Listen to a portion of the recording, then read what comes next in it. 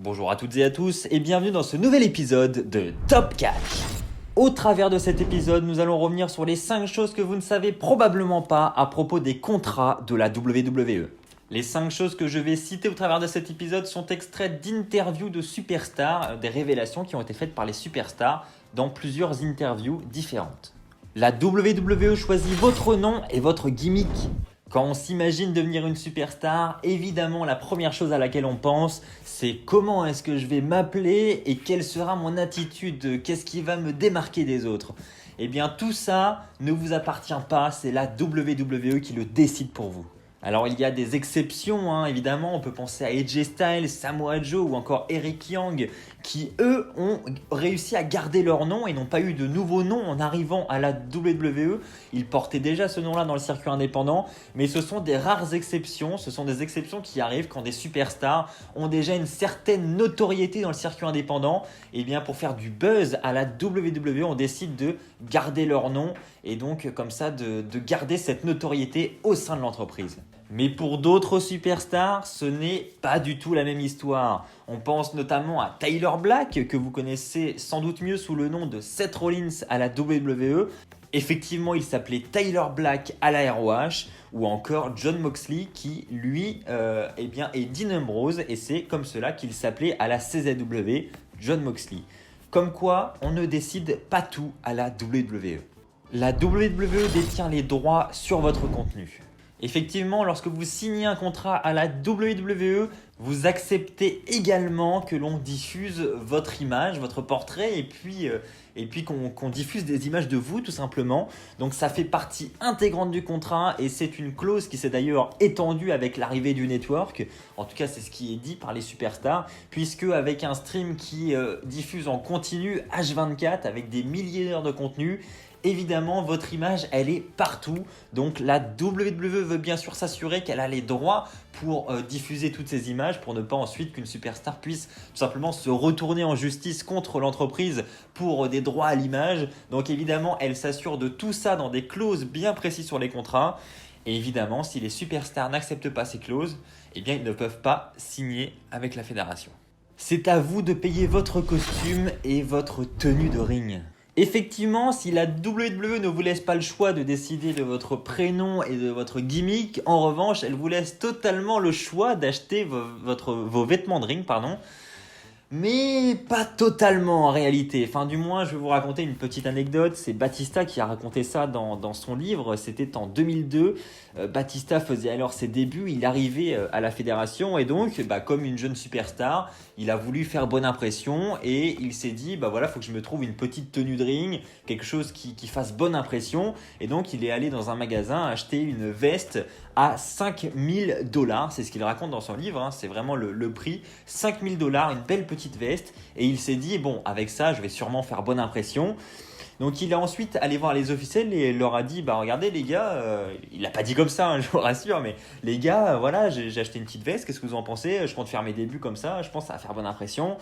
Et les officiels n'étaient absolument pas fans puisque immédiatement après avoir vu cette veste, ils ont déchiré les manches pour en faire une veste tout simplement sans manches où ils le trouvaient beaucoup plus stylé sans les manches. Et en rigolant, Batista a plaisanté après ça parce qu'il avait un peu de dégoût quand même. Il s'est dit mince quand même, c'était une veste à $5 000, on coupe les manches, waouh quand même. Et en rigolant, Batista a dit qu'il aurait préféré brûler cette veste puisque au moins en la brûlant, il aurait eu plus chaud qu'une veste sans manches. Beaucoup d'humour ce Batista.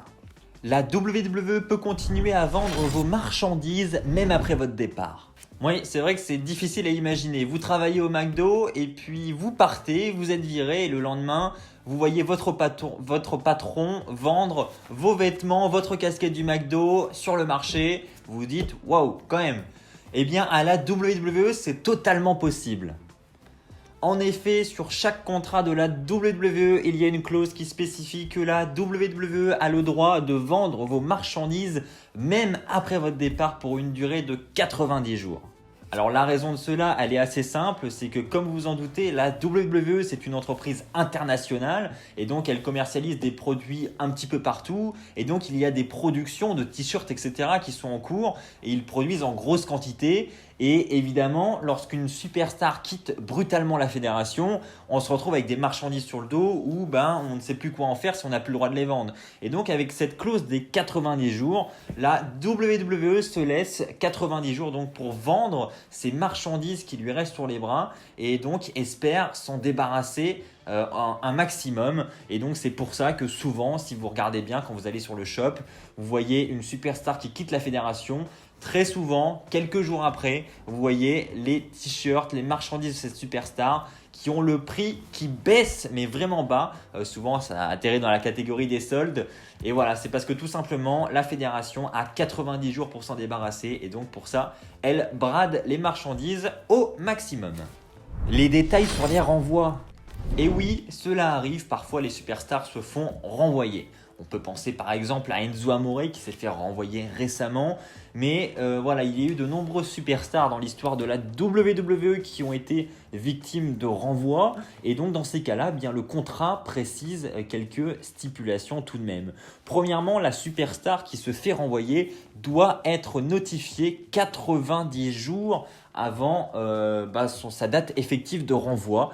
Donc tout simplement, lorsque vous voyez une superstar être renvoyée, c'est qu'elle a déjà été prévenue 90 jours avant minimum. Par contre, d'autres superstars, généralement les top stars de la fédération, ont des délais beaucoup plus longs. On pense par exemple à notre actuel champion universel Brock Lesnar. Lui, dans son contrat, c'est stipulé qu'il doit être prévenu 6 mois avant s'il est renvoyé.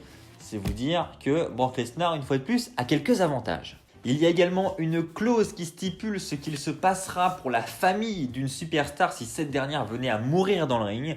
Non, ce n'est pas une blague. Et la dernière partie, j'en ai parlé précédemment, c'est tout ce qui concerne les droits de vente de marchandises après le départ d'une superstar. Voilà, je vous ai présenté quelques parties sombres des contrats de la WWE. J'espère que cette petite vidéo vous aura plu. Si c'est le cas, je vous invite à la partager sur les réseaux sociaux. Je vous invite également à déposer un petit pouce bleu et à vous abonner à la chaîne YouTube si ce n'est déjà fait pour ne pas rater les prochaines vidéos. On se retrouve très très vite. N'oubliez pas de télécharger l'application Catch Actu pour ne rater aucune news sur le catch. On se retrouve très très vite. D'ici là, portez-vous bien et n'oubliez pas, soyez toujours très très fiers d'être fan de catch. Allez, bye tout le monde.